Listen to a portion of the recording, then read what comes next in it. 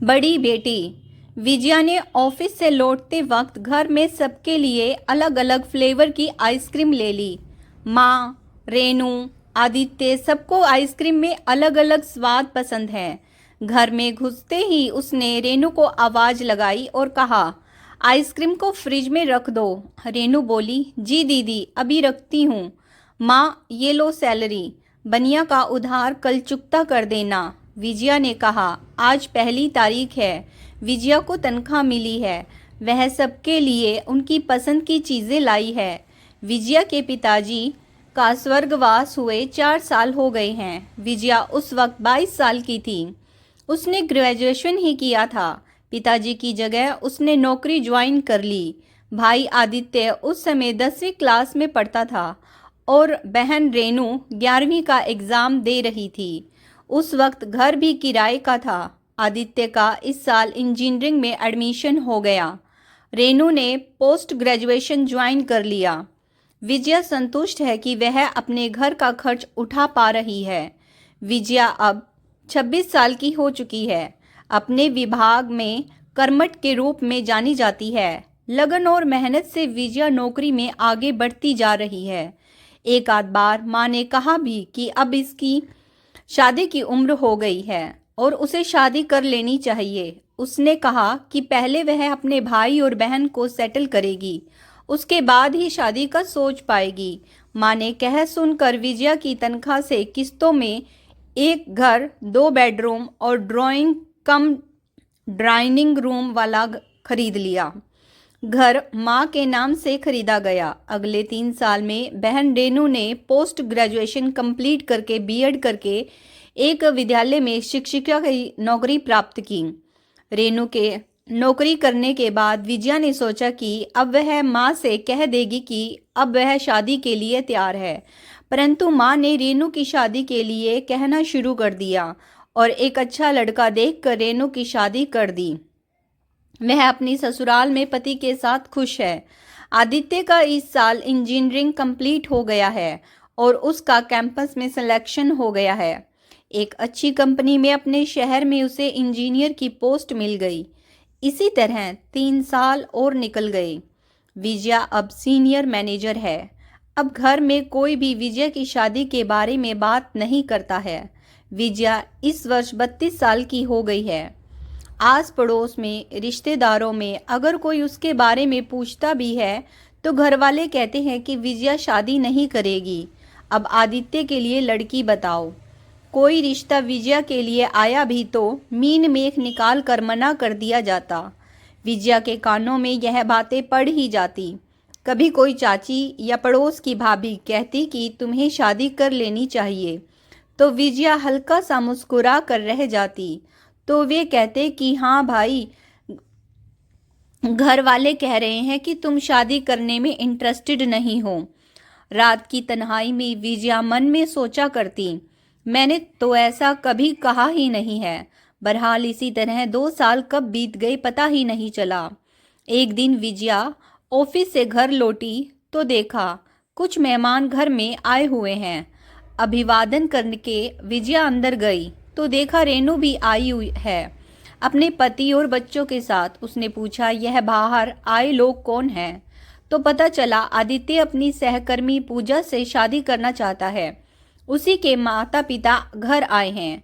विजया अचंभित हुई कि उसे छोड़कर घर में सभी को, यहाँ तक कि रेनू को यह बात पता थी और वह सपरिवार यहाँ बुलाई भी गई है।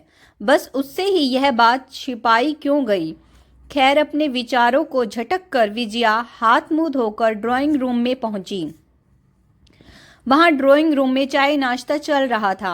माँ ने विजया को सबसे मिलवाया, यह कहते हुए कि वह उनकी बड़ी बेटी है और पिताजी के गुजर जाने के बाद उसने घर संभाला है और इसी कारणवश उसने शादी नहीं की है और अब वह शादी नहीं करना चाहती है।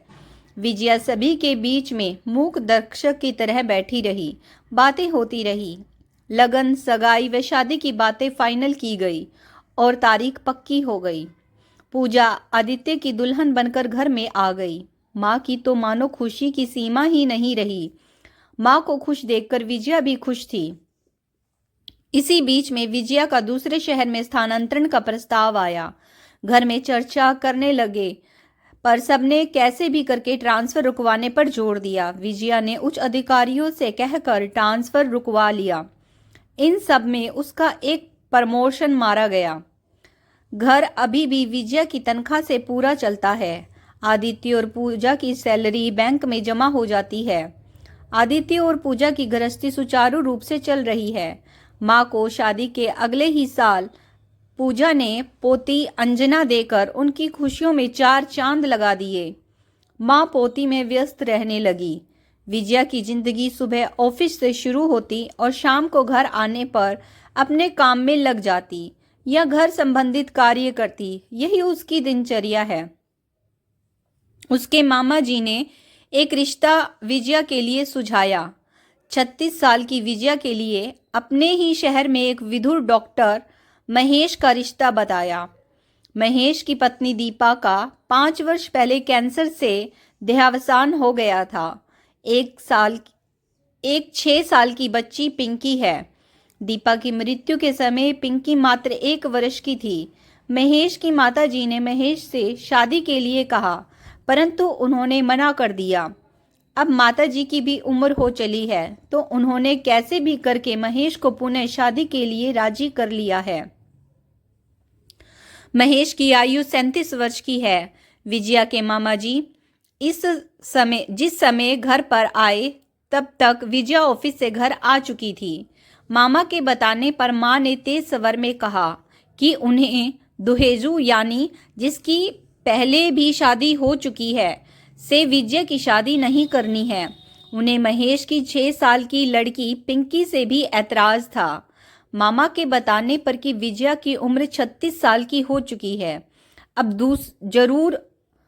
जरूरी नहीं कि कुंवारा लड़का मिले। माँ समझने को तैयार ही नहीं हुई। बात ही बात में उन्होंने मामा से कहा दिया कि ना मिले कुंवारा पर ऐसे नहीं करेंगे शादी। ये भी कहने लगी कि विजया तो स्वयं भी शादी नहीं करना चाहती है। विजया का परिवार अब उसके भाई बहन आदित्य और रेणु का परिवार है। विजया चुपचाप सुन रही थी।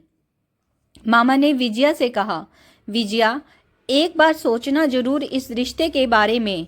लड़का वास्तव में अच्छा है, भाई बहन का परिवार अपना होता है, पर फिर भी तुम्हारी इतनी उम्र नहीं हुई है कि तुम शादी ना करने का निर्णय ले लो।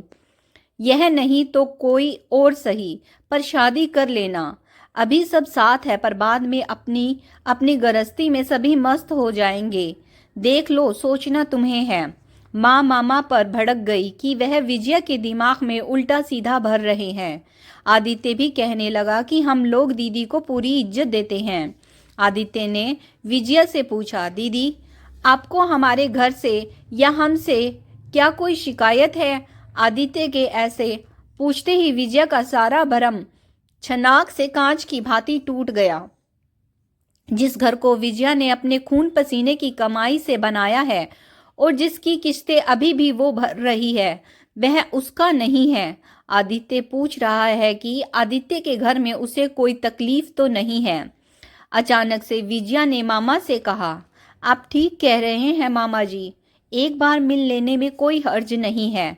माँ और आदित्य एक साथ बोले, ये क्या कह रही हो?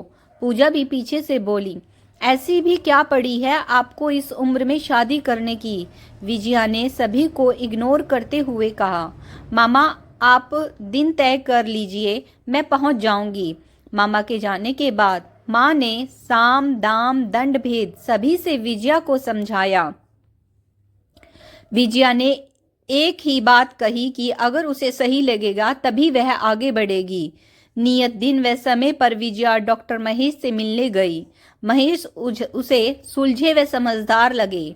अगली मुलाकात में पिंकी भी आई। विजया और पिंकी की दोस्ती भी हो गई। महेश ने भी जाना कि विजया ने शादी अभी तक घर की जिम्मेदारियों के कारण नहीं की है, तो उसके मन में विजया के लिए इज्जत बढ़ गई।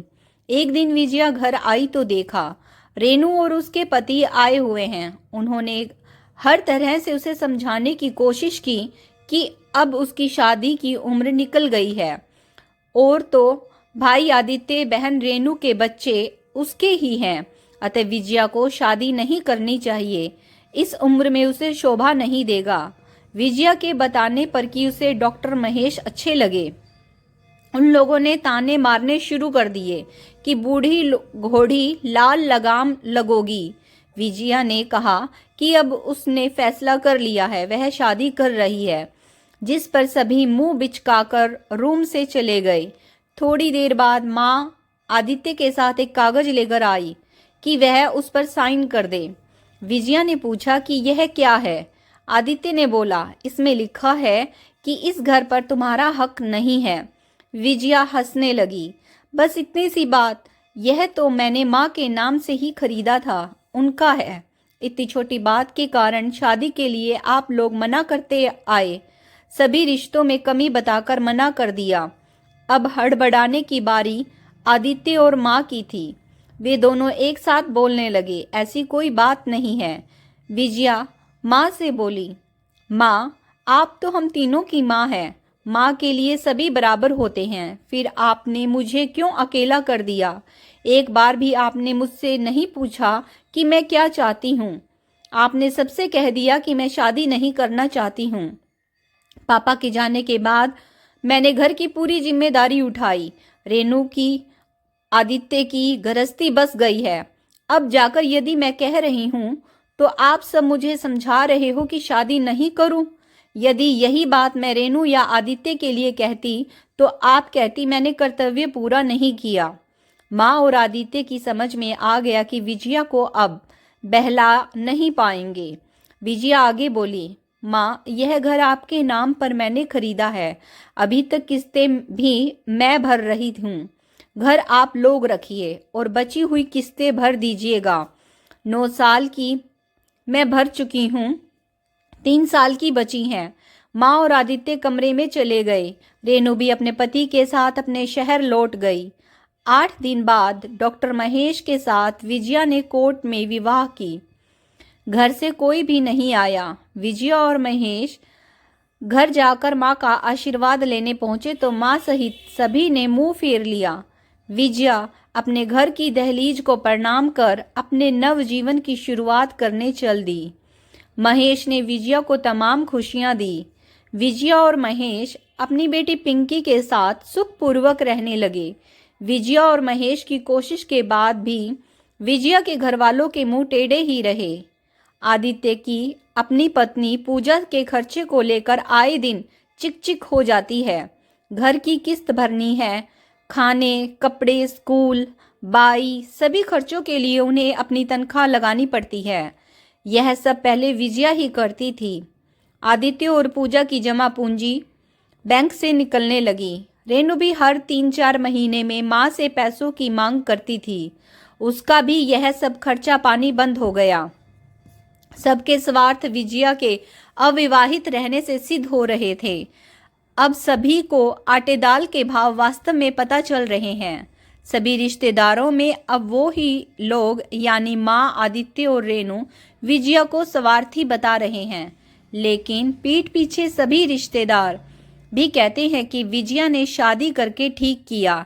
ऐसे मतलबी घर वालों से पीछा तो छूटा। दोस्तों आज की कहानी कैसी लगी कमेंट्स करके ज़रूर बताइएगा। अगर कहानी पसंद आई है please like, share and subscribe my channel stories bye Sunita Saini. यहाँ तक वीडियो देखने के लिए आप लोगों का धन्यवाद।